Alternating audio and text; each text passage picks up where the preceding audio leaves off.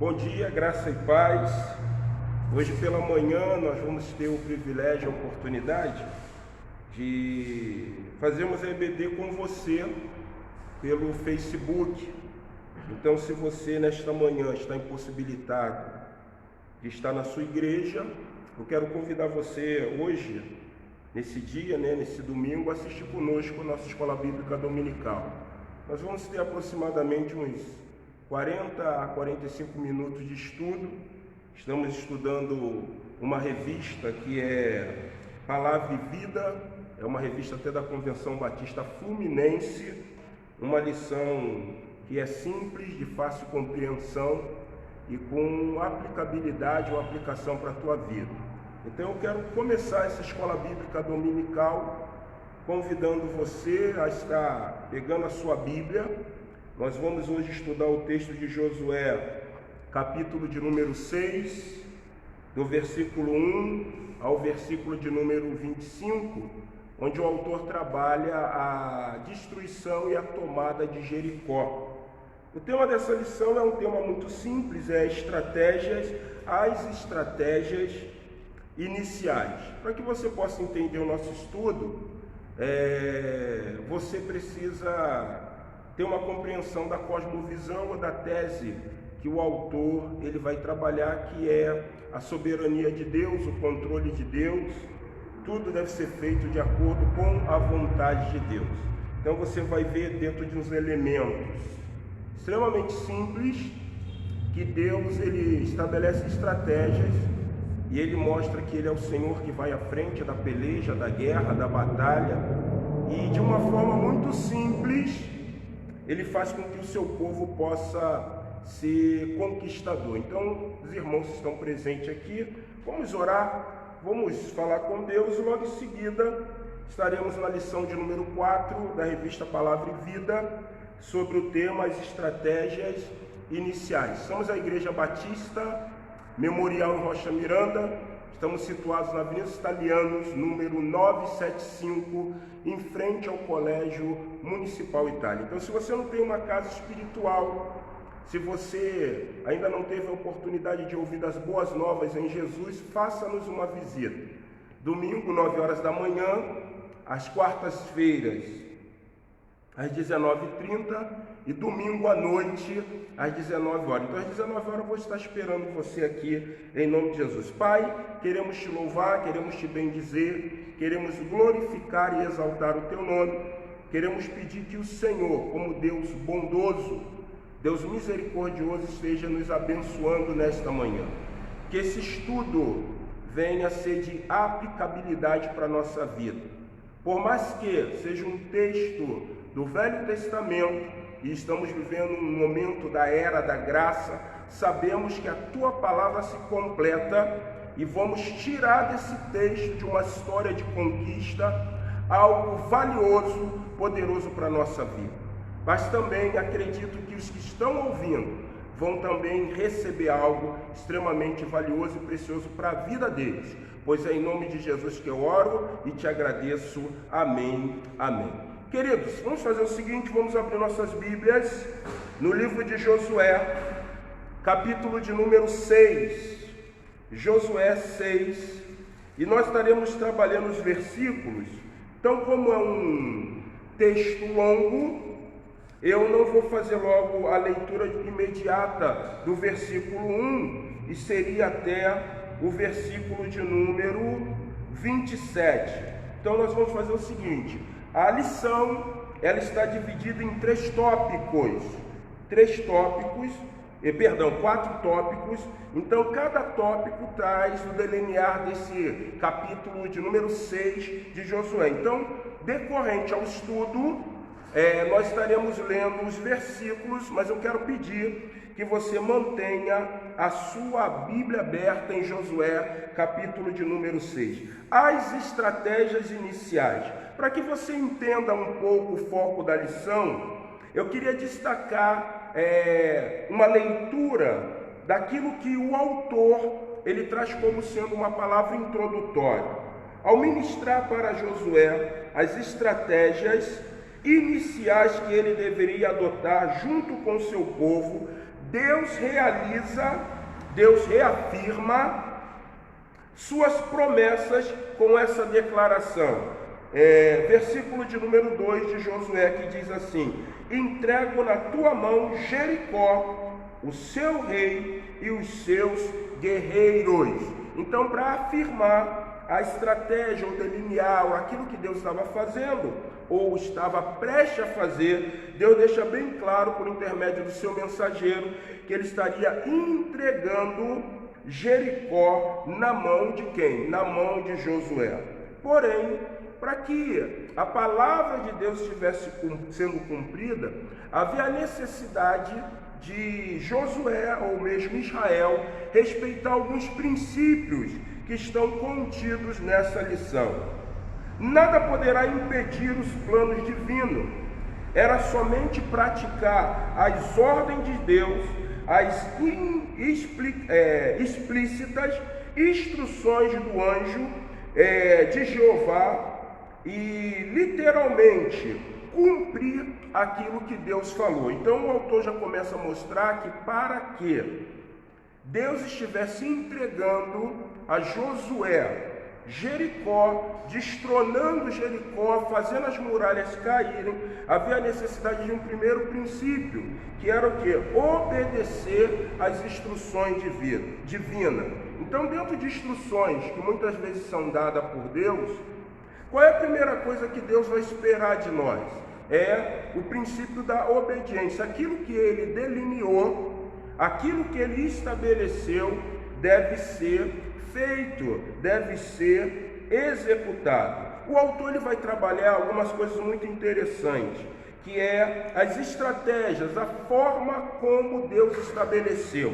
E aí eu continuo lendo e digo assim: todo o povo sabia que precisava manter o silêncio durante os dias ou os 6 dias de caminhada em torno da cidade de Jericó. No 7º dia, todos deveriam ter a mesma atitude. Ao mesmo tempo, todos deveriam estar conscientes de 3 momentos. Então, Deus manda, no capítulo 2 de Josué, 2 espias para ver a terra. Todo mundo que lê Bíblia sabe e entende que eles vão espiar Jericó. Eles vão ver o que é a cidade fortificada de Jericó. E uma coisa que eu quero destacar aqui para você: no manual bíblico de Halley, existe uma coisa muito interessante sobre as muralhas de Jericó. E na citação do manual bíblico de Halley, ele diz que as muralhas dariam para colocar 5 fusca emparelhados um do lado do outro. Então você entende, assim, dentro de uma forma literal, que Jericó era uma cidade mesmo que fortificada. Era uma cidade difícil de ser invadida. Existem algumas coisas sobre as muralhas no tempo antigo, né? Principalmente porque era um viés de proteção. E aí o que se começa a descobrir? Alguns povos, quando eles queriam invadir algumas cidades fortificadas, eles sabiam que muitas vezes as muralhas, elas tinham grandes espessuras, eram extremamente largas, difícil até mesmo de escalar, difícil até mesmo de ser derrubado. Mas elas tinham uma limitação. O que era? Elas não eram profundas. Então alguns povos, alguns bárbaros, o que começaram a fazer? Eles começaram a entrar por baixo. Então acredita-se que as muralhas de Jericó, além delas serem de grandes espessuras, elas ainda eram o quê? Profundas. Por isso que nós vamos ver nessa lição a questão da soberania, da autoridade e do poder divino. E uma coisa que você vai perceber, que o autor trabalha, né, nas estratégias iniciais, é que Deus ele vai realizar coisas que muitas vezes elas estão pautadas numa simplicidade. Não é algo extraordinário. Se nós fôssemos falar de guerra, nós iríamos dizer que hoje alguns países que eles estão vencendo, ou se entrar em guerra venceriam, não é somente pelo poder bélico, mas é por armas também biológicas. Deus ele não precisou nada disso. Ele não precisou do poder bélico, ele não precisa de armas biológicas de maneira nenhuma. Ele simplesmente precisa que nós venhamos cumprir aquilo que ele falou. Então é o que você vai ver. E aí o autor, nessa palavra introdutória, ele vai destacar 3 elementos essenciais para as estratégias iniciais quando eu estou pronto a obedecer. Presta bem atenção, eu estou no segundo parágrafo. Todo o povo sabia que precisava manter o silêncio durante os 6 dias de caminhada em torno da cidade de Jericó. Primeira coisa, vocês vão ficar em silêncio. O autor da lição, no capítulo de número 2 de Jericó, ele trabalha uma coisa muito interessante, aí você começa a entender a perspectiva da estratégia divina. Quando aqueles 2 espias, eles entram em Jericó, eles vão para a casa de uma meretriz, eles vão para a casa de uma prostituta. Até porque, você vai entender dentro de um viés que é humano, a casa daquela mulher era uma casa que recebia várias pessoas. Porém, mesmo assim, é denunciado que Raabe, ela está hospedando 2 israelitas. Por quê? Abra sua Bíblia em Josué capítulo 2 e olha só o que vai dizer o versículo de número 9. Josué 2, versículo 9. Olha o que Raabe fala. Josué, se você que está nos acompanhando, pega a sua Bíblia e abre em Josué 2, versículo de número 9.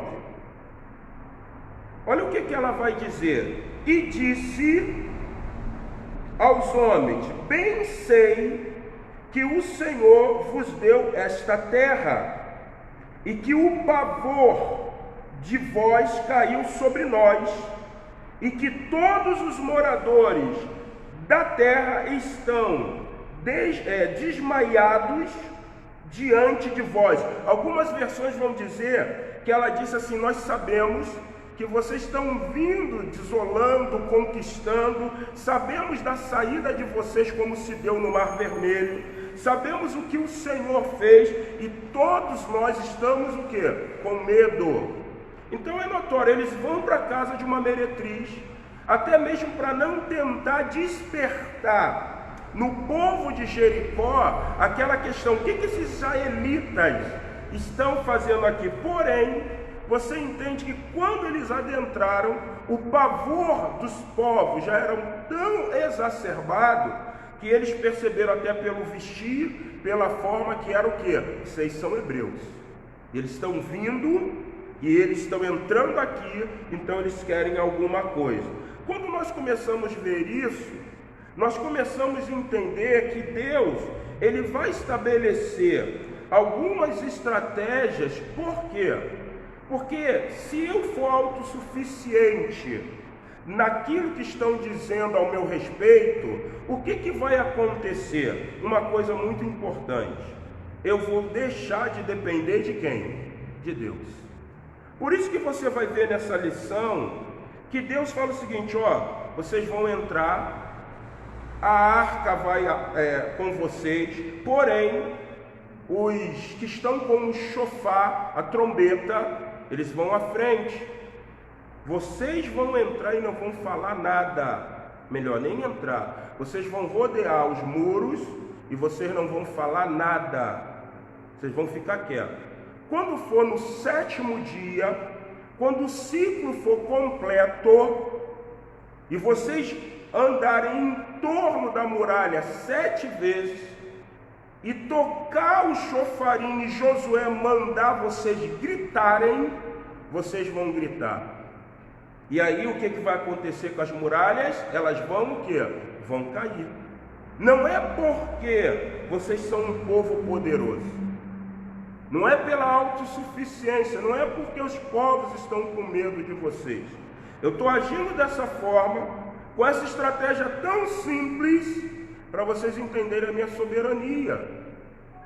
Eu faço estar erguido o que eu quero que esteja erguido, e eu faço cair aquilo que eu quero que o quê? Que caia. Existem algumas especulações, como existe sobre o Mar Vermelho. No Mar Vermelho existem especulações de que há um período do Mar Vermelho que a água baixa e dá para se passar. E dizem que foi nessa época, ou nesse período, que Deus fez Israel passar. O grande problema é que, por mais que possa ter sido nesse período que Israel atravessou o Mar Vermelho, o próprio texto diz que águas que dariam para se passar a seco fez com que carros e cavaleiros morressem o quê? Então eu não posso tirar a credibilidade do poder de Deus. Mas também existe uma visão sobre as muralhas de Jericó. Alguns defendem que quando Israel eles ficam marchando em torno da muralha, a terra fofa. E quando a terra fofa, faz com que a muralha o quê? Caia. Lembra que eu falei no início da palavra introdutória? Quando houve período de invasões de grandes povos, eles perceberam que as muralhas precisavam estar fincadas. Elas não poderiam ser só de espessura. Elas tinham que ter profundidade para que o inimigo não entrasse por baixo. Não foi terra fofada, foi justamente o quê? A estratégia que Deus deu para mostrar, numa simplicidade, que Ele é um Deus todo-poderoso. Para você entender isso com mais facilidade, eu volto ao Egito. Quando você pega as pragas do Egito, o que são as pragas do Egito? Maldade divina? Não. É mostrando aos egípcios que as suas divindades, elas não podem ir contra uma divindade que é poderosa ou maior. O mar, ou melhor, quando você vê a praga lá do mar com sangue, você vai entender que o mar na cultura egípcia é uma divindade. Então significa que um Deus mais poderoso feriu uma divindade. Quando você pega a última praga, que é a morte do primogênito, o que era o faraó no Egito? Era uma divindade. Como você pegar o Império Romano, os imperadores eram considerados deuses. Então Deus mata ou fere o filho de uma divindade. E além de ferir o filho da divindade, as crianças que estão residindo ali, elas estavam debaixo também da proteção dessa divindade. Então Deus mata o filho de um Deus e mata aqueles que estavam sob a proteção de quem? Daquele Deus. Da mesma forma era a perspectiva de Jericó. O que classificava Jericó como uma cidade fortificada? Eram os seus muros. A confiança de Jericó estava em quem? Nos seus muros. E aí Deus falou, vocês não vão falar nada, só marche. E aí quando eu continuo lendo, presta bem atenção. Aí ele vai dizer assim: ao ouvir o som prolongado da trombeta, todo o povo deveria dar um grande brado. Segundo, o muro da cidade cairá ao chão. E todos, terceiro, deveriam avançar para o local que estivesse à sua frente, nos 6 primeiros dias após terem realizado a volta em torno de Jericó. O povo deveria voltar ao acampamento de Gilgal, localizado a oeste do Rio Jordão. Então presta bem atenção, durante 6 dias, eles têm que viver essa estratégia divina. Eles vão em torno, a cidade está fechada, eles não vão conseguir entrar na cidade. E aí diz a Bíblia, a arca vai, os que estão com a trombeta, qual é a ideia divina? Vamos entender os princípios divinos. A volta de Jesus se dá como? A volta de Jesus se dá porque na soberania de Deus, Ele vai dar ordem. Meu filho, vai e busque a minha igreja. Mas você percebe uma coisa, que na narrativa do Evangelho de Mateus, quando Jesus vier buscar a sua igreja, diz que os anjos vêm tocando o que à frente? As trombetas. Ele vem ladeado pelos anjos. A presença de Deus está vindo, está sendo anunciada. Deus, ele usa um princípio que é um princípio espiritual. Olha só, a minha presença está junto com os israelitas, junto com os valentes, sim. Quem está indo à frente agora? Quem está indo à frente agora são os corneteiros.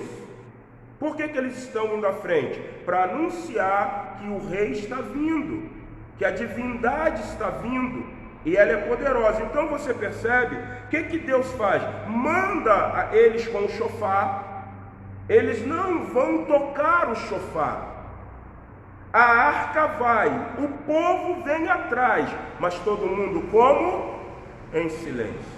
Deus, ele está usando um princípio divino. Ele está movimentando algo num mundo que não é simplesmente físico. Porque no âmbito físico, ninguém consegue conquistar ou derrubar uma muralha dessa forma. Consegue? Não, gente. Então Deus está mostrando, a estratégia que eu estou dando a vocês é uma estratégia para que vocês o quê? Dependam de mim, confiem em mim. Então o autor, ele vai trabalhar 4 posicionamentos. Vamos aí ao texto. Agora chegou o momento de você usar a tua Bíblia aí, você que está assistindo a CBD.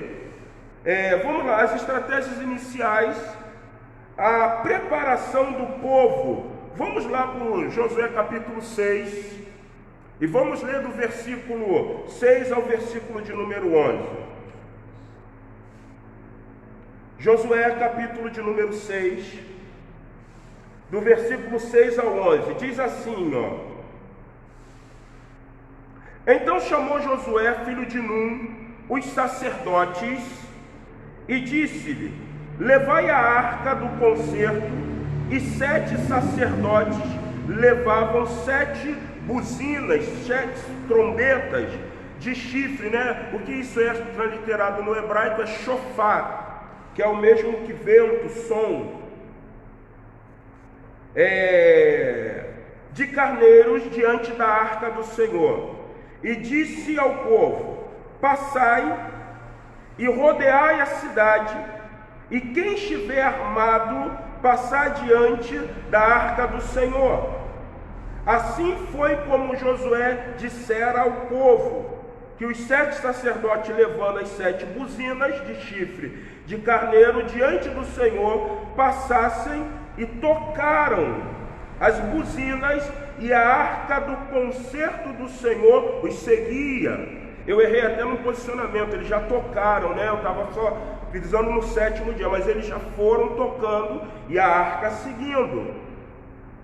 Porém, ao povo Josué tinha dado ordem dizendo: Não gritareis, nem fareis ouvir o vosso som, nem sairá palavra alguma de vossa boca, até o dia em que eu vos diga: gritai, então gritareis.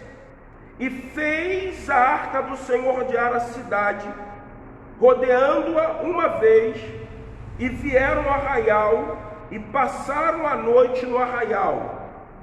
Depois Josué se levantou de madrugada, e os sacerdotes levaram a arca do Senhor. Então, no primeiro dia, o que você viu? Deus dando a sua estratégia, dizendo: é dessa forma que deve. Você percebe literalmente que no posicionamento da cosmovisão, do entendimento da lição, é entender a soberania divina.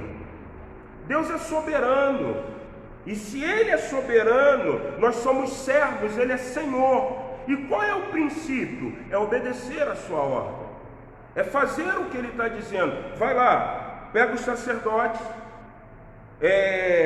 levam a arca, pegam o chofar, toquem, rodeiem o muro, e literalmente a presença de Deus está sitiando o lugar. O anjo do Senhor está indo à frente. Aí olha o que o autor vai dizer.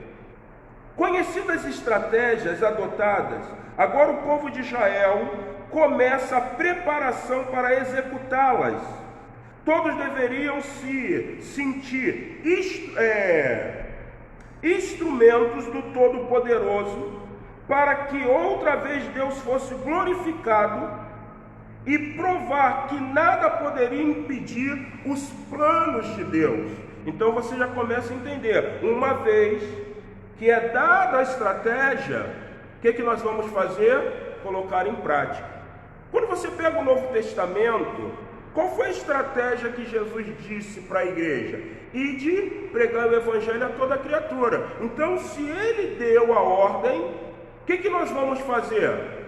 Vamos executar, como bons mordomos. E aí ele vai dizer assim, nesta fase de preparação, cada israelita precisava estar pronto para a sua tarefa a ser executado. Por isso Josué transmite as instruções que seguem. Então, uma coisa interessante, há estratégias iniciais, agora elas precisam ser postas em prática. E quem vai ser o instrumento? O israelita. Da mesma forma, é na visão da igreja. Há estratégias. Quais são as estratégias? Ide por todo mundo, pregar o evangelho a toda criatura. Quem vai ser o executor? Somos nós. E aí você começa a entender o seguinte, olha o que o autor vai dizer. A Arca da Aliança deveria ser conduzida com extremo zelo pelos sacerdotes que poderiam transportá-la. Ela sairia todos os dias do acampamento de Gilgal e faria um contorno completo de Jericó. Então, durante 6 dias, eles fizeram isso com zelo. A presença de Deus está indo à frente, já foi anunciada. E aí o que os sacerdotes estão fazendo? Tem os varais, e eles estão, primeiro dia, contorno, tocou o shofar. Segundo dia, terceiro dia, quarto dia, quinto dia, sexto dia. No 7º é que eles dão 7 o quê? 7 voltas. Mas você percebe uma coisa, se há estratégias iniciais, eu obedeço, porque eu entendo a soberania. Se há estratégia, eu tenho que agora pôr em prática aquilo que foi estabelecido. Então, sou eu o canal. Eu tenho a minha participação. Os sacerdotes tiveram a participação deles, sim. Até porque para conduzirem a arca, durante esses dias, ou esses 7 dias de conquista de Jericó, uma coisa que é bem notória, se eu conduzo a presença de Deus, eu preciso andar em santidade diante desse Deus que eu estou conduzindo a presença. Então eles sabiam a responsabilidade. Segunda coisa, 7 sacerdotes levavam cada um uma trombeta de chifre de carneiro, um shofar, e todo o tempo em que estivessem contornando Jericó, deveriam tocar de forma ininterrupta, e a sua trombeta precisava conservar a mesma posição diante da arca do Senhor. Então a arca está indo, mas eles estão tocando a trombeta, estão anunciando. Eu imagino que, como nós vimos em Josué 2:9, o terror já tomou Jericó, só que eles não estão entendendo. Por isso que diz, alguns estudiosos falam uma coisa muito interessante, né? E eu vou usar um exemplo para que você entenda. Davi, ele se coloca para lutar contra um filisteu, que alguns defendem, e eu também defendo isso, que ele não era um filisteu, porque na historicidade dos filisteus não há indício de gigantes. Provavelmente Golias era um mercenário, ele lutava por dinheiro a favor dos filisteus. E aí o que acontece? Davi recebeu lá a unção do Espírito Santo. O pai Jessé manda ele levar alimento para os seus irmãos que são homens de guerra. Quando ele vai lá, os irmãos dizem: cuidado, ele é ardiloso, hein? Porque ele quer saber o que está acontecendo, porque ele vê um alvoroço. E ele descobre que um mercenário chamado Golias, um filisteu chamado Golias, ele está afrontando o exército do Deus vivo. E aí ele diz: ninguém quer lutar contra ele, não?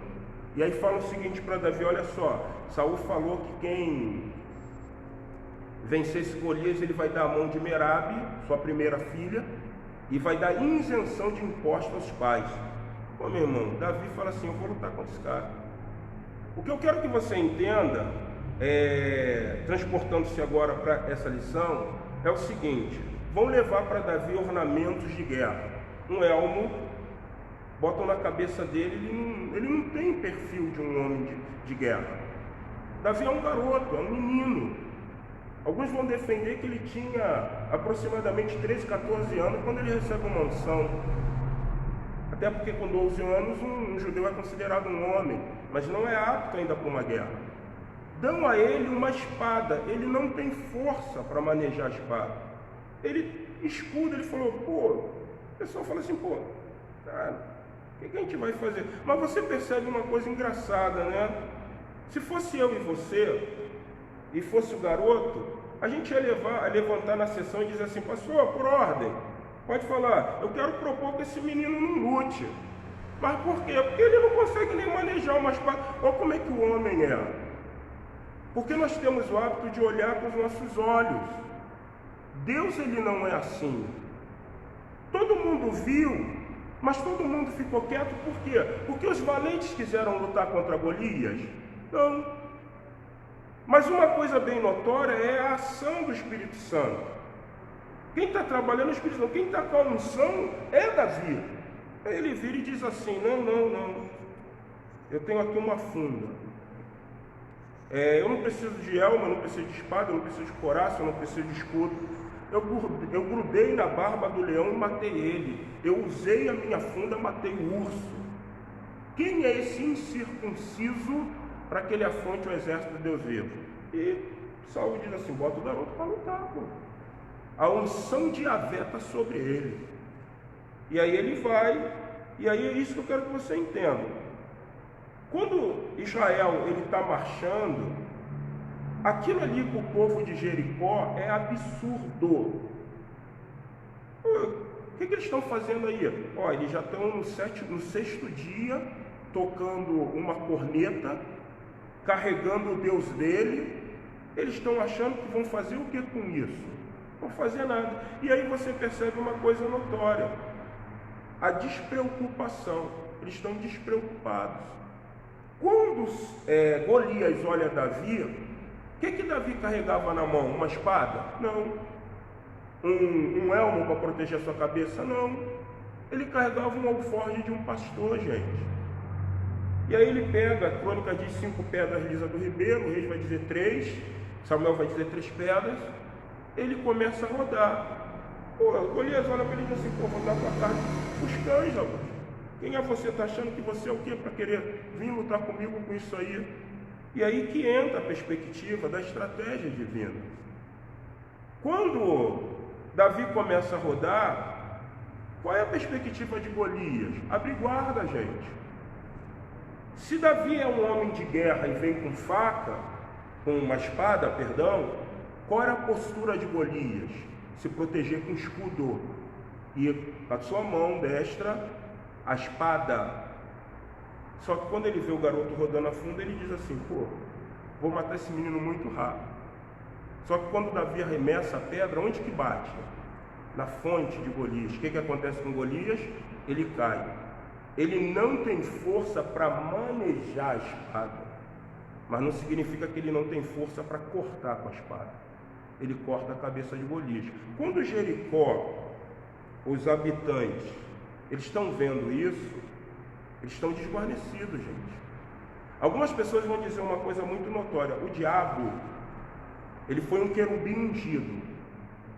Ele ficou entre pedras, ele sabe o que é a santidade de Deus, ele sabe quem é Jesus Cristo, mas tem uma coisa que ele não sabe, os desígnios divinos.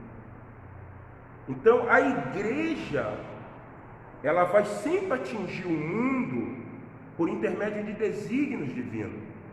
Porque o diabo, com os desígnios divinos, ele sempre vai ficar com a sua guarda o quê? Baixa, gente.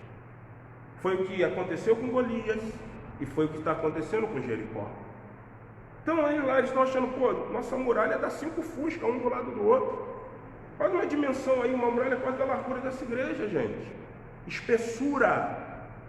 Imagine o comprimento de uma muralha dessa. É impossível, dentro de um desígnio humano, uma muralha dessa cair, gente. Simplesmente com o povo tocando o chofar, com um objeto de acácia revestido de ouro, com uma tampa chamada tampa da propiciação, que carrega uma classe de anjos chamado querubins, e com homens com ornamento na testa, peitoral com 12 pedras, gente. As estratégias, por isso que a gente está falando da soberania divina, tocando a arca indo. Aí a terceira coisa, os homens armados deveriam ir adiante dos sacerdotes que tocavam as trombetas. Tocavam as trombetas. Deus já sabia o que ele estava fazendo. Presta bem atenção. Em alguns desígnios do Velho Testamento, você sempre vai encontrar a arca indo à frente. Qual a ideia? A arca é sinônimo da presença de Yahvé. A arca é o trono de Deus, ele está assentado. Josué, eu vou fazer uma coisa inaudita. Qual é? Eu vou parar as águas do Jordão.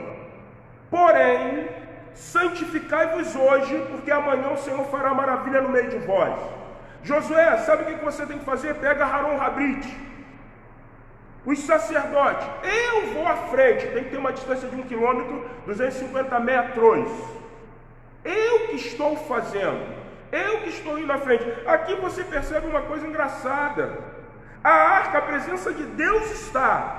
É a estratégia que manifesta a soberania, que me leva a obedecer, estabelece confiança. Mas você vê a arca, os sacerdotes com trombeta, e quem está armado? O povo. Porque Deus tinha convicção, quando cair a muralha, eu estou na retaguarda de vocês que podem invadir. Essa é a perspectiva. A igreja precisa viver isso. Nós temos o Pai, que se manifesta como Filho, e temos uma arma que nos foi dada, chamada o quê? Espírito Santo. Quando vocês destronarem, saibam, eu estou ali, porque é a missão que eu dei a vocês. Nada em Deus é casual. Tudo em Deus tem um propósito. Então ele tinha um propósito com isso.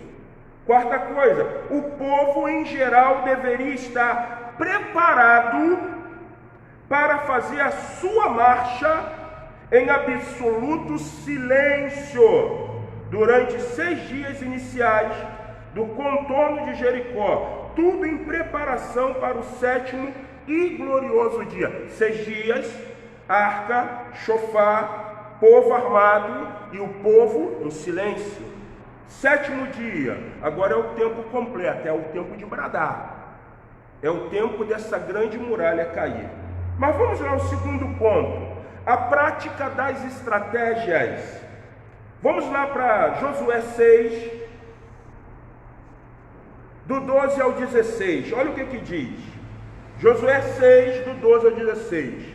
Depois Josué se levantou de madrugada, e os sacerdotes levaram a arca do Senhor.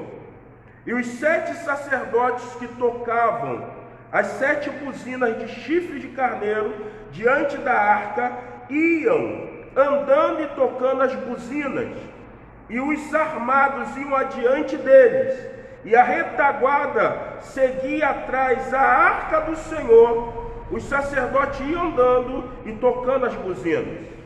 Assim rodearam outra vez a cidade no 2º dia, e tornaram para o arraial, e assim fizeram 6 dias. E aí o versículo 15, e sucedeu que ao 7º dia madrugaram, eu li até o versículo 16, sim. Assim rodearam outra vez a cidade no 2º dia, e tornaram para o arraial, e assim fizeram 6 dias. Sucedeu que ao 7º dia madrugaram ao subir da alva, e da mesma maneira rodearam a cidade 7 vezes. Naquele dia somente rodearam a cidade 7 vezes. E aí o versículo 16, que é o último. E sucedeu que, tocando os sacerdotes a 7ª vez as buzinas, disse Josué ao povo: gritai, porque o Senhor vos tem dado a cidade. Então você vê literalmente 6 dias. Deixa eu explicar para você, botei 4, 6 dias. Eles fazem uma peregrinação em torno das muralhas. No 7º dia, ao alvorecer da alva, ao clarear, ou ainda, porque existe uma diferença do calendário, porque a gente fala alva, você já acha que já tem luz, mas no calendário judaico é um pouco diferente, porque está começando um novo dia, pode ser que esteja ainda à noite. E aí entra uma coisa muito interessante, né? De repente, o povo de Jericó pode ter sido ficado desguarnecido até por causa disso. Porém, alguns vão dizer que não, porque quando eles rodeavam, mesmo sendo à noite, numa nova alva, num novo dia, tinha um som de quê? Das trombetas. Eu concordo plenamente com isso. Mas no 7º dia, eles rodearam 7 vezes com a arca, 7 vezes tocaram o chofar, e é interessante que na última vez que eles vão tocar, na 7ª, o que Josué faz? Manda o povo o quê? Gritar, porque o Senhor vos entregou Jericó. E aí você começa a entender aqui o segundo ponto. Jericó começaria a perceber a movimentação de Israel, sem entender o que estava acontecendo. O comando divino fazia com que Israel praticasse ações totalmente imprevisíveis, comparadas a qualquer exército daquele tempo. O impossível somente Deus pode fazer acontecer, e é exatamente o que a população de Jericó haveria de presenciar. Vamos entender, porque às vezes nós lemos a Bíblia e nós não temos a percepção. Por isso que a Bíblia vai dizer, por isso que a própria Bíblia vai nos ensinar que quem vai trazer a iluminação é o Espírito Santo. Quando Jericó é rodeada a primeira vez, o que você viu que o texto diz? Eles levam a arca, eles tocam a trombeta, o povo em silêncio e os homens armados. Presta bem atenção. Primeiro dia de 7. Na mente do povo de Jericó é a mesma que de Golias, mas existe uma diferença. É porque eles vão perceber que não acontece nada. Não aconteceu nada. Quando eles começam a ver essa movimentação, a mente deles é o seguinte: será que eles vão querer agora o quê? Invadir? Não aconteceu nada. Segundo dia, a mesma coisa. Terceiro dia, a mesma coisa. Você vê literalmente, olha só como é que Deus é magnífico. Ele sabe o que ele está fazendo. Arca, sacerdote com trombetas e povo armado. É notório, isso é estratégia de guerra, gente. Você vai ver isso dentro da perspectiva dos impérios. Quando você pega um filme épico, quem está sempre na retaguarda ali? Você muitas vezes vai ver, eu não sei quantos de vocês viram aquele filme Gladiador. No filme Gladiador, você vai ver o Máximos, né, o comandante do exército do Império Romano. Mas quem está na retaguarda ao lado ali? O imperador. Sempre era notório isso. A divindade, o ser supremo, está na retaguarda. Aquele povo de Jericó sabe que é um contexto de guerra, de tomada. Porém, eles não estão entendendo que está sendo o quê? Realizado. A divindade, Deus, pela manifestação do seu símbolo, a arca do concerto, ou Haron Habrit, né? O trono divino, sinônimo da presença de Yahvé, está ali. Tocou a trombeta anunciando que há uma divindade, há um ser divino, poderoso. Um povo com arma, porém no primeiro dia não acontece nada. Eles voltam para o arraial. Segundo dia, a mesma coisa. Eles voltam para o arraial. Terceiro dia, a mesma coisa. Eles voltam o quê? Para o arraial. Quarto dia, quinto dia, sexto dia, a mesma coisa, gente. O povo de Jericó começa a dizer assim: pô, esses caras não vão invadir nada, desse jeito não tem como. Tá vendo? Não dá para invadir aqui. Eles estão querendo procurar alguma coisa, não estão encontrando. Mas no 7º dia você vê que é diferente. No 7º dia, quantas voltas eles dão? 7. Quantas vezes se toca a trombeta? 7. E o que acontece com as muralhas? E agora quem invade? O povo de Israel. Então, quando Deus ele determinar uma coisa para a tua vida, não tenha visão como teve o povo de Jericó. Já passou 1 ano, 2 anos, 3 anos, 4 anos, 5 anos, e nada é o quê? Você percebe uma coisa literal do que a Bíblia ensina. Um dia para o Senhor é como o quê? 1000 anos. E 1000 anos é como, em outras palavras, grosso modo, o nosso tempo não é o tempo de quem? A gente só precisa fazer aquilo que Ele disse que precisa ser o quê? Então é assim que a igreja tem que agir. É assim que nós possamos nos posicionar. Terceiro ponto, cuidados especiais. Não era só conquistar Jericó. Não era somente isso. Gente, tem coisas em Deus que eu e você nunca vamos entender. Se você pegar um texto de Deuteronômio, ele vai nomear algumas coisas daqueles que não podem ter acesso à congregação. Por isso que você pega o Novo Testamento, o templo, né? E na porta do templo jaz um paralítico. Um paralítico não podia ter acesso à congregação. Na porta do templo jaz um cego, não podia. Uma pessoa com defeito, não podia. Uma prostituta, não podia. Mas aí você começa a ver os desígnios da soberania divina. Todo mundo sabe muito bem que Raabe faz parte da genealogia de quem? Quem sabe aí para me falar? Poxa, você pega Davi é a genealogia de quem? Você pega Raabe, você vai cair em quem? Gente, ela era uma meretriz, uma prostituta. Mas a gente tem que só fazer o que Deus muitas vezes quer. Vocês querem entender isso melhor? O que era necessário para ser sacerdote? Primeira coisa, tinha que ter nascido de que tribo? Qual tribo? Tribo de Levi. Todo sacerdote era da tribo de Levi. Você tinha os descendentes de Arão, que era a nata sumo sacerdotal, mas são tribo de Levi. Moisés era da tribo de Levi. Você tem a classe dos sacerdotes, aí tu tem os filhos de Merabe, os filhos de Coate, os filhos de Corá, os filhos disso, os filhos daquilo outro. Esses tinham a incumbência, eles não entravam no Santo dos Santos. E você tinha os que eram, como nós podemos classificar como obreiros, eram os levitas.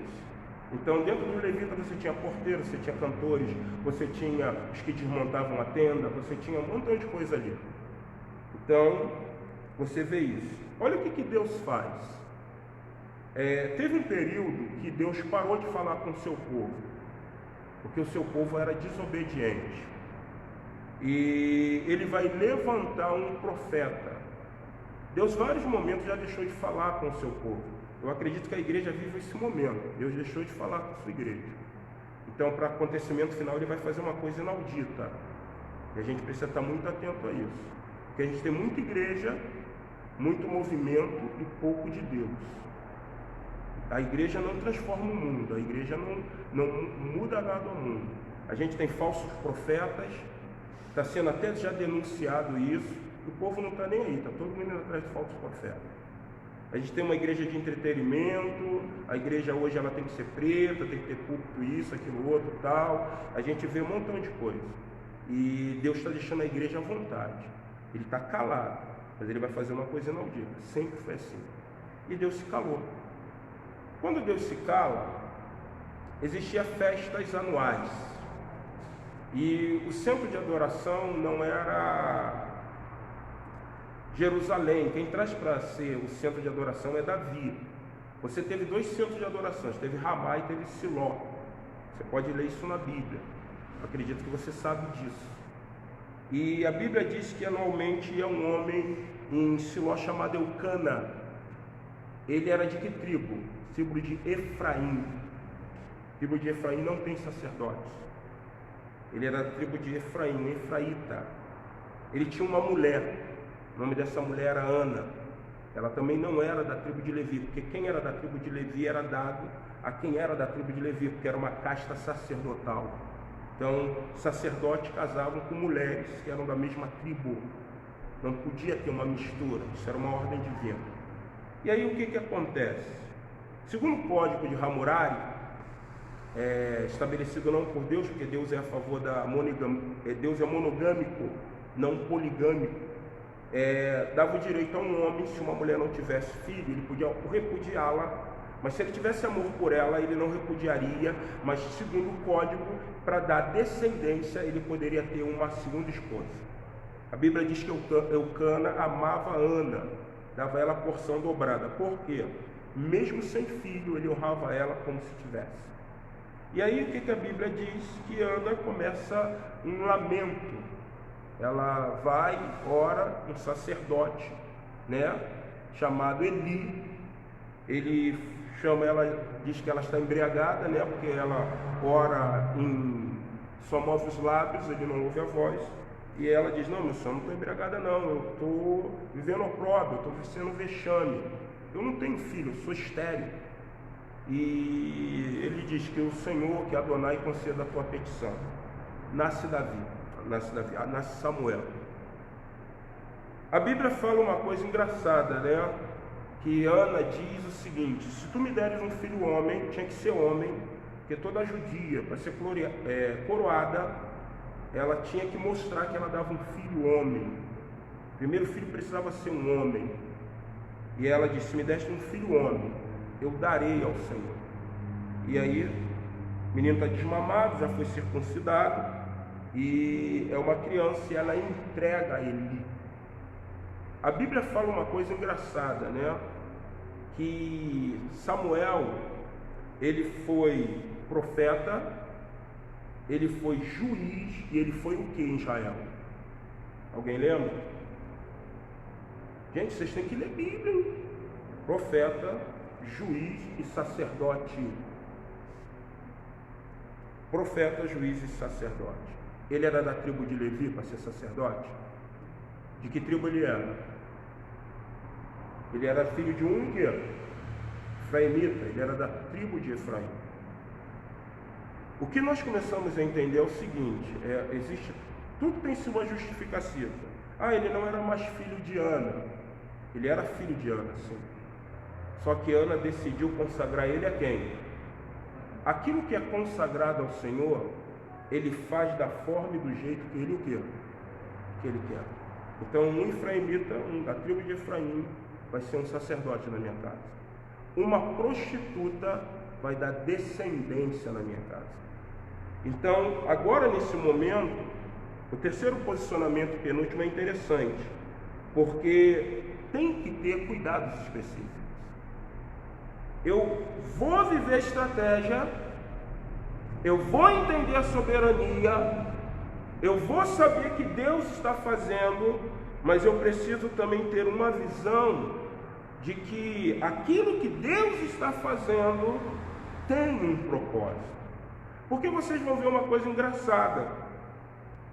Quando Deus invadiu Jericó, os israelitas foram morar em Jericó? Sim ou não? Gente, preciso responder vocês. Eles foram morar em Jericó, sim ou não? Não. Vocês lembram a palavra de Josué sobre Jericó? Ele amaldiçoou Jericó. A Bíblia vai relatar, não lembro-me agora, que um dos reis tentam edificar, o primogênito e o caçula morrem, porque foi a palavra de quem? De Josué. Eles tacaram fogo em Jericó. Muitas vezes, irmão, a gente só precisa ter uma compreensão de que Deus tem um desígnio, Deus tem um propósito. A primeira coisa bem notória: Jericó era o poder bélico, era a grande cidade fortificada. O que Deus queria mostrar para os povos? Ele queria mostrar o que ele mostrou no Egito. Não existe divindade forte que esteja subjugando a minha vontade, porque sou eu que vou subjugar qualquer... O que ele mostrou aos povos foi o seguinte: poxa, se o Deus dos hebreus conseguiu fazer cair essa muralha, o que ele pode fazer com quem? Com a gente. Por isso que você vê princípios. Deus chega e diz assim: ó, a prata, o ouro, o ferro, O que passa por baixo do cordão do sacerdote é consagrado ao Senhor. Mas utensílios de maldição, vocês não podem o quê? Pegar. Não peguem. Porque aquilo foi consagrado a outros deuses. E aqueles deuses são falhos. Quando você pega lá no Egito o bezerro de ouro de aproximadamente 21 centímetros, e quando Moisés desce do monte, e ele fala assim, cadê? Moe isso aí. Moeu, agora dá para todo mundo beber. Quem se prostrou diante? É notório, aquilo ali vai dar disenteria. O que Moisés queria mostrar é que os deuses do Egito são como esterco. O que Deus quer mostrar é que a força, o domínio, o poder não está numa muralha, mas está no controle da sua soberania. Eu vejo às vezes muito crente desesperado, eu vejo muito crente aí, ai, que isso, que... Gente, Jesus virou para governadores e falou, você só tem autoridade porque foi o quê? Lhe dada. O mundo está desse jeito, é porque Deus está o quê?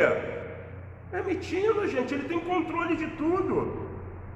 O livro está aberto e ele está assim, primeira página, segunda, eu vou para a 10ª, não, terceira, quarta, são quantas páginas, Deus? São 50, está em qual? Estou na terceira, agora eu estou na quarta, mas eu tenho domínio de tudo, gente, eu sou Senhor, eu que criei esse negócio aqui.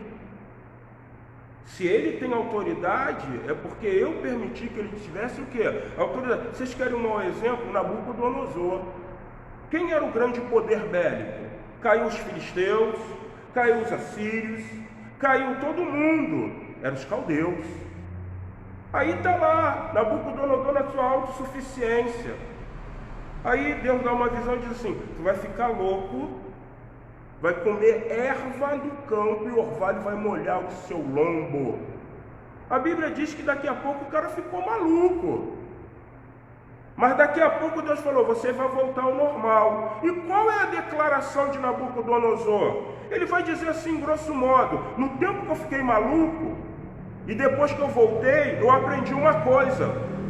Sabe o que eu aprendi? Que não há Deus mais poderoso do que o Deus do céu. Essa é perspectiva, gente. Isso é a visão de Deus. Eu não vou me desesperar. Eu vou estar atento ao folhear das páginas. E eu vou lá no livro sagrado e vou pedir ao Espírito Santo, estamos em que momento? Estamos no momento de dores. O Hernani Gerlov, num sermão, ele falou uma coisa muito interessante. Quando a Bíblia fala princípio de dores, analogia a quê? A gravidez, a mulher. Quando a mulher está em princípios de dores, significa que logo vai nascer a criança? São princípios. O parto normal pela ciência, a mulher tem que ter um centímetro de dilatação, é 10, não é isso? É 10 que chega, né? Para ser a dilatação para uma criança nascer, é 10. Enquanto ela está no princípio das dores, ainda não está em quanto? Ela está tendo aquele princípio porque a sua bacia está o quê? Dilatando. É princípio de dores, gente. Paginal. 1, 2, 3. Por isso que Jesus falou, errais por vocês não conhecerem o quê? Escritura. Vocês não estão atentos, hein? O dia vai pegar vocês de surpresa. Muitos vão dizer, Senhor, lembra lá das virgens prudentes. A que foi prudente, o que ela manteve? Óleo na sua o quê? Lamparina. As que não foram prudentes, o que ela diz? Não, o noivo não vai vir hoje não. Então a gente pode usar esse óleozinho aqui, daqui a pouco a gente enche. É como a parábola dos talentos. Deus te deu 10. Pastor, eu estou guardando. Não, não guarda não. Não enterra não. Esse talento tem que o quê? Multiplicar. A igreja está desatenta, hein? Por que a igreja está desatenta? Não estão lendo Bíblia, não estão orando, Igreja, irmãos, não é uma associação. Em associações, eu tenho responsabilidades que são minhas mensalidades. Então, todo mês eu tenho que pagar. Em associações, eu tenho responsabilidade. Eu tenho que estar sempre nas reuniões. Igreja, não. Igreja é estratégia divina para esse tempo. Assim como houve estratégia para a derrubada de Jericó, a estratégia da igreja. As pessoas estão, indo à vontade. Elas estão, Deus está deixando à vontade, por isso que ele se calou. A Bíblia fala uma coisa bem notória: quem está limpo, mantenha-se o quê? Mas quem está sujo, suje-se mais ainda. Aquele grande dia, para alguns vai ser dia de decepção. Isso eu digo pautado na palavra de Deus. Pô, pastor, isso é cristianismo de terror? Claro que não, gente. Isso é cristianismo de alerta. Cristianismo de alerta, ok? E aí, cuidados especiais. Aí você vê, Deus previne através de Josué que os israelitas, ao sentirem que tem a posse de Jericó, cada um não tomasse as suas próprias decisões, principalmente para se apropriarem do que desejavam. Eles não podiam, pô, isso aqui é legal, vou levar. Não. Prata, ouro, ferro, bordão do sacerdote, consagrado ao Senhor. E aí ele precisava cumprir promessas referente a Raabe e a sua família. Quando Raabe guardou os 2 espias, o que ela fez? Raabe foi esperta, gente. Raabe foi esperta. Eu costumo dizer uma coisa muito real: eu tenho que andar com pessoas que são melhores do que eu. É verdade, gente. Eu tenho que estar com pessoas que são melhores do que eu. Por que eu tenho que estar com pessoas? Às vezes um cara uma vez chegou para mim e falou assim: pô, isso que eu falei, cara, você está certo, rapaz. Você tem que estar com pessoas que vão te beneficiar. Se você vai estar com pessoas que são sujas, daqui a pouco você vai estar fazendo o quê? Sujeira, cara. Se você quer crescer, você tem que estar com pessoas melhores do que você. Você é só lembrado se você for visto, cara. Raabe, quando viu aqueles 2 israelitas que entraram ali no seu prostíbulo, porque era um prostíbulo aquele lugar, você pode ver no texto que diz que eles estão no eirado onde tem as camas. Vocês leram isso? Onde tem as camas. Se é uma casa decente, tem quartos, lugares de hospedagem. Ela é uma meretriz. Só que ela falou no versículo 2 o seguinte: a gente tem ouvido a fama do Deus de vocês, e ele está despojando, ele está conquistando tudo. Quando aqueles homens que são de Jericó são informados que tem 2 hebreus, eles vão lá. O que ela faz? Esconde os caras. Esconde, e eles, não, a gente sabe que entrou aí hebreus. Não, já entraram, mas foram embora. E se vocês forem atrás dele, vocês vão alcançá-lo. Ela não fez aquilo porque ela era boazinha, não. Ela fez aquilo sob instrução divina, até creio. Porque Deus tem os seus desígnios, e Ele comanda os desígnios. Também posso crer que Deus tocou no coração dela. Sou cristão, poxa. Mas o que eu vejo ali de Raabe é interesse. Porque que é o que ela fala? Quando vocês conquistarem, não mate a mim, não mate meus familiares, meus pais e nem meus irmãos. E aí o que eles fazem? Uma promessa. Quando nós invadimos, pode ficar tranquilo, mas tem que estar preso aqui, esse terraço, um fio vermelho. E a gente não vai o quê? Se destruir. Então Deus, Ele é Deus de princípio. O que Ele falou? Eles falaram. Eles falaram que não vão matar, então vocês não vão matar Raabe. Então olha só, cuidados especiais, cumprir as promessas referentes a Raabe e sua família. E a gente tira um princípio, irmãos, seja o nosso falar sim, o quê? Não, o que passa disso é o quê? Procedência mesmo. Aquilo que você votou ao Senhor, aquilo que você falou com o Senhor, porque Deus não se agrada de todo. 3.2, não tomar para uso pessoal aquilo que seria amaldiçoado no uso individual. A cidade era uma cidade de deuses. O contexto é de idolatria. Então, o que Deus falou? O ouro, a prata, consagrado, mas poste ídolos, ídolos do lar. Porque o que acontecia nesse tempo? Nesse tempo acontecia uma coisa, quem estudou sabe disso. Marcela fez história, independente de ser cristã, ela também sabe disso. Os deuses são deuses familiares. Cada família tinha a sua divindade. Cada família tinha o seu Deus. Você vai ver lá que você percebe textos bíblicos que acontece isso. O que Mical fez para salvar Davi? Ela colocou um ídolo do lar. O que Raquel fez com seu pai quando Jacó se separou? Ela levou o ídolo do quê? Do lar. Então Deus, sabendo disso, Ele falou o seguinte: não traga os ídolos dos lares. Não peguem, porque eles são objetos de anátema, de maldição. Quando Acã ele rouba aquela prata e ouro, Israel não perde a guerra? Porque era objeto consagrado o quê? A Deus. O que era consagrado de ouro e prata, Deus falou assim: isso eu estou mandando vocês pegarem, e agora é consagrado a quem? A mim. Então são duas coisas: princípio de uma promessa e não tomar aquilo que não é devido. E o quarto e último ponto, a conquista efetiva. Vamos lá para o texto de Josué, versículo 20 ao 25. Já estamos terminando. Versículo 20 a 25. Josué 6, do 20 ao 25. Gritou, pois, o povo, tocando os sacerdotes as buzinas ou trombetas. E sucedeu que, ouvindo o povo o sonido da buzina, gritou o povo com grande grito, ou com grande voz, e o muro caiu abaixo, e o povo subiu à cidade, cada qual em frente de si, e tomaram a cidade, e tudo quanto na cidade havia destruíram, totalmente a fio da espada, desde o homem até a mulher, desde o menino até o velho, até o boi, o gado, o miúdo e ao jumento. Josué, porém,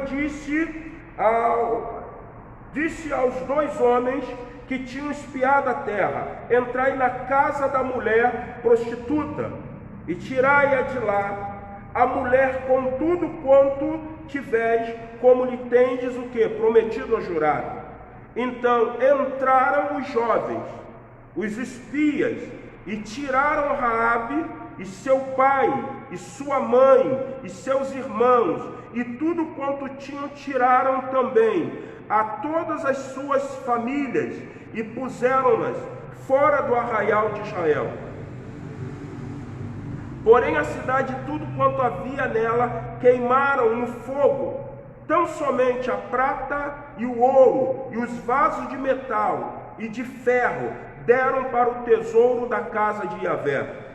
Assim deu Josué vida à prostituta Raabe e à família de seu pai, e tudo quanto tinha, habitou no meio de Israel até o dia de hoje, porque escondera os mensageiros que Josué tinha enviado a espiar a Jericó. E naquele tempo Josué os inconjurou, dizendo: maldito diante de Yahvé seja o homem que se levantar e reedificar esta cidade de Jericó, perdendo o seu primogênito, afundará sobre o seu filho, mais novo lhe porá as portas. Assim era o Senhor com Josué, e corria a sua fama por toda a terra. Então você vê o último ponto. Tem uma coisa aqui que eu não estudei, mas deixa eu ver se eu consigo encontrar aqui. Mas não dá não, isso aí eu teria que pesquisar direitinho.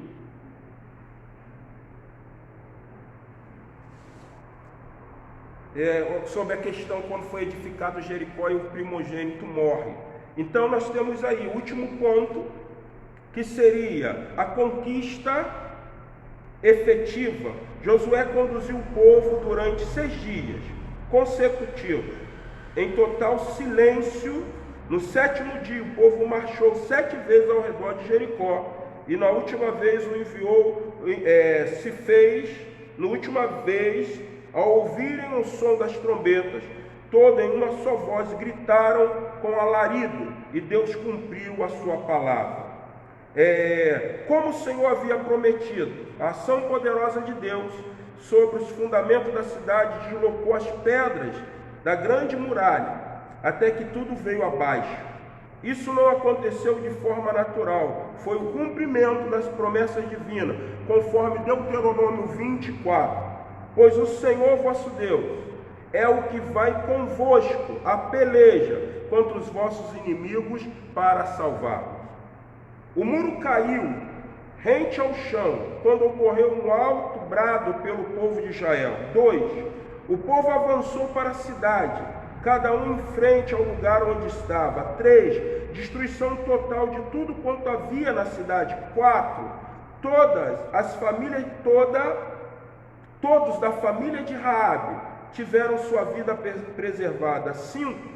Toda a cidade é queimada a fogo, sendo preservado a prata, o ouro e objetos de bronze e de ferro que foram colocados no tesouro da casa do Senhor. Nada pode impedir os planos de Deus. O caminho precisa estar totalmente desimpedido para a conquista plena da terra prometida. E isso somente aconteceu pela interferência direta de Deus, por ser necessário a manutenção de todos os planos referente a Israel como povo especial de Deus, que incluía a posse definitiva da terra que o próprio Deus resolveu dar para o seu povo. Eu vejo uma coisa muito interessante dentro da perspectiva do plano divino. Deus sabia que se ele não fizesse uma coisa, para ser claro, existem coisas muito notórias dentro do contexto. Jesus, quando ele chega no cenário, a multidão só vai a Jesus, não é simplesmente porque ele é o Filho de Deus. A multidão vai a Jesus pelas grandes coisas que Jesus o quê? Realizava. Você sempre vai ver isso, sempre quando surgir um líder. Quando surge um líder que ele começa a fazer grandes coisas, o que o gênero humano faz? Ele começa a ir. Quer ver uma coisa engraçada? Uma ocasião conversando com um guarda penitenciário, ele me disse uma coisa que é a maior verdade. Você encontra isso em qualquer meio, até no meio da criminalidade. Ele falou assim: pastor, eu trabalho num presídio e eu lembro que quando eu comecei meu trabalho, eu cuidava de 200 homens num pátio. Falei, caramba, você e mais quanto? Eu sozinho. Eu tinha que ter o pavilhão que eu era responsável, tinha que levar para tomar banho de sol. Eu ficava sentado numa cadeira, eu cheio de medo, porque eu falava assim: pô, se esses caras se rebelar, eles vão o quê? Vão me matar. E quando vinha algum na minha direção, tem um trâmite, eles baixam a cabeça, não olham e te chama de senhor, melhor, de funcionário, e eles falam contigo. E eu entendi uma coisa ali, que um homem intimida 200 homens. E aí ele falou assim: por isso que as pessoas, elas sempre estão à procura de líderes, porque isso está no DNA de quem? Do ser humano. Quando Jesus ele vem, a multidão vai seguir Jesus porque ele era um líder.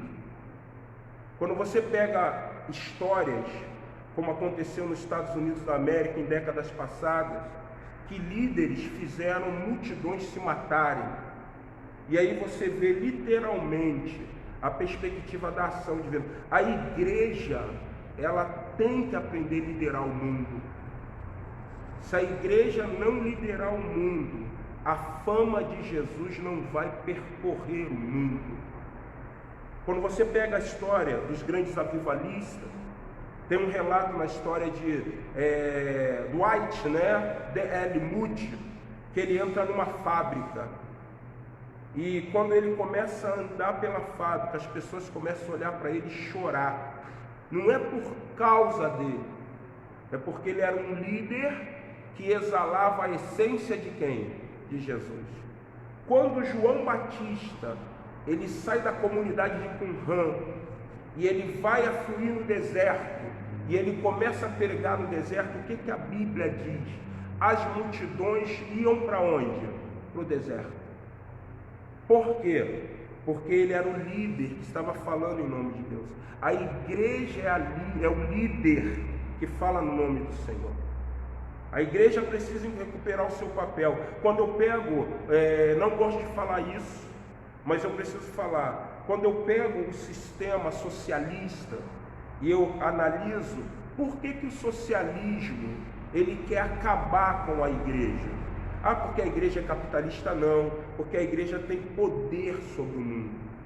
Por que a igreja tem poder sobre o mundo? Porque a igreja é representante de Deus. Se você pegar a história de John Wesley, sabe quem que traz na Inglaterra a perspectiva de saneamento? John Wesley. Se você pegar o estudo, quem influenciou a sociedade com o estudo? A igreja. Se você pegar séculos passados, você vai ver faculdades que eram faculdades que foram criadas no berço protestante. Você percebe que a sociedade hoje, o que elas estão fazendo com as universidades? Transformando a universidade numa o quê? Uma baderna. Fuma-se maconha, não se respeita professor. O que a igreja ensinou? A igreja ensinou que o ensino é fundamental, porque traz dignidade para o homem. Então nós precisamos cumprir as estratégias divinas. E se nós cumprirmos as estratégias divinas, assim como Josué conquistou Jericó, a igreja do Senhor vai conquistar esse mundo. E Deus vai dizer ao filho: vai agora e busca os meus remédios. Então nós precisamos entender o nosso papel. Amém? Vamos colocar em pé? Eu quero agradecer você que nos acompanhou nessa live de Escola Bíblica Dominical. Deus abençoe a sua vida. Logo mais nós estaremos aqui reunidos no nosso culto às 19 horas. Se você não tem uma casa espiritual, venha nos fazer uma visita. Igreja Batista Memorial Rocha Miranda, Avenida dos Italianos 975, em frente ao Colégio Municipal Itália. Deus abençoe a sua vida em nome de Jesus.